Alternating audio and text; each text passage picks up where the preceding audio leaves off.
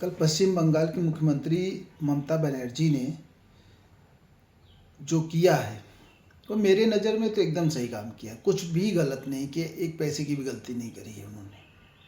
जब कल ईडी ने आईपैक के ऑफिस में छापा मारा उस समय वो खुद भी पहुंच गई प्रदेश के पुलिस प्रमुख के साथ, और वहाँ से लोग बता रहे हैं कि वहाँ से कुछ डायरी, डिजिटल डिवाइस और फाइल लेके चली गई। और अब लोग कह रहे हैं कि उसमें सरकारी काम में बाधा डाली गई है, केंद्र सरकार को ऐसा करनी चाहिए, केंद्र सरकार को ऐसा करना चाहिए।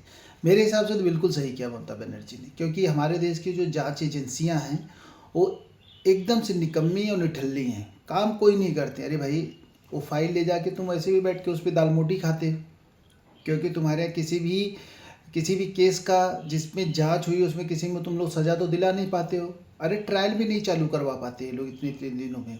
अब आप कहेंगे मैं ऐसा क्यों कह रहा हूँ, किस आधार पे कह रहा हूँ, तो सुनिए। 2010 में हमारे देश में कॉमनवेल्थ घोटाला हुआ, उसके मुख्य आरोपी बनाए गए सुरेश कलमाड़ी 6 जनवरी 2026 को इस दुनिया को छोड़ के चले गए, और उस सिलसिले में उनको जेल में भी डाला गया, वो जेल में भी रहे। जेल से छूटने के बाद 6 जनवरी 2026 तक से लेकर के तक और 2010 से लेकर के अगर आप जोड़िए तो कम से कम 16 साल हो गए।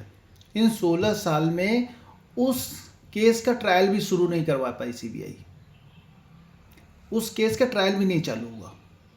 अब सुरेश कलमाड़ी तो इस दुनिया में है नहीं, और जो उसके साथ और आरोपी बनाए गए होंगे उन लोगों को तो सीधे सीधे वो बोल देंगे सुरेश कलमाड़ी ने ये कहीं करने पे हमने सब कुछ किया था, वही जाने, हम तो जानेंगे नहीं। अब ऐसी कोई व्यवस्था तो है नहीं कि सुरेश कलमाड़ी को आप ऊपर से ला करके सज़ा दिलवा देंगे, दिला ही नहीं सकते, क्योंकि जीते जी तो कोई ऊपर जा नहीं सकता, और मरने के बाद कोई ऊपर से आ नहीं सकता है।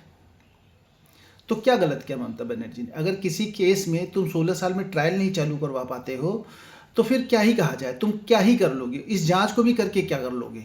पिछले इतने साल से ईडी जांच करी, किसमें किसको सजा हुई है? हमारे देश में जो पॉलिटिशियंस के खिलाफ जांच होती है उसमें अगर आप मोटा मोटा देखेंगे तो केवल 3 लोगों को सजा हुई है, बंगारू लक्ष्मण, सुखराम और लालू प्रसाद यादव। जिसमें से बंगारू लक्ष्मण और सुखराम ये दोनों लोग इस दुनिया में नहीं हैं। लालू प्रसाद यादव इस दुनिया में हैं, सजा याफ्ता हैं, लेकिन जब वो जेल में थे तो जितने दिन जेल में थे रांची के रिम्स हॉस्पिटल में पड़े रहे, और वहाँ से निकलने के बाद वो कभी भी हॉस्पिटलाइज नहीं हुए। तो कौन सी इस देश की व्यवस्था? और क्या भी जांच करके कर लोगे तुम? ममता बनर्जी ने बिल्कुल सही किया, कुछ गलत नहीं किया है ममता बनर्जी ने। इन जांच एजेंसियों के खिलाफ ऐसे ही खड़ा होना चाहिए, तभी इनको पता चलेगा कि काम करना पड़ता है। ये नहीं जांच के नाम पे केवल इनको परेशान करो, उनको परेशान। मैं मान लेता हूँ आईपैक ने घोटाला किया है, काला पैसा ले रखा है, जांच करके करोगे क्या तुम? क्योंकि तुम किसी को सजा तो दिलाने वाले नहीं हो। इसीलिए मैं कह रहा हूँ ममता बनर्जी ने बिल्कुल सही किया। कॉमनवेल्थ घोटाला, जब ये देश की मीडिया डिजिटलाइज्ड हो रही थी, जब सोशल मीडिया नए नए लोगों के घरों तक पहुंच रहा है, उस बारे में सब लोग जानते थे। बस सीबीआई इतने दिनों से उनके खिलाफ केस नहीं चालू करवा पाई, ट्रायल नहीं चालू करवा पाई। पहले सीबीआई के लोग तोता बोलते थे, आज ईडी वही काम कर रही है। देश की लूटी हुए पैसे तो वापस लौट के आ नहीं रहे, ना हमारे पास आ रहे हैं ना आपके पास है। आप चाहे किसी पार्टी को सपोर्ट करते रहिए।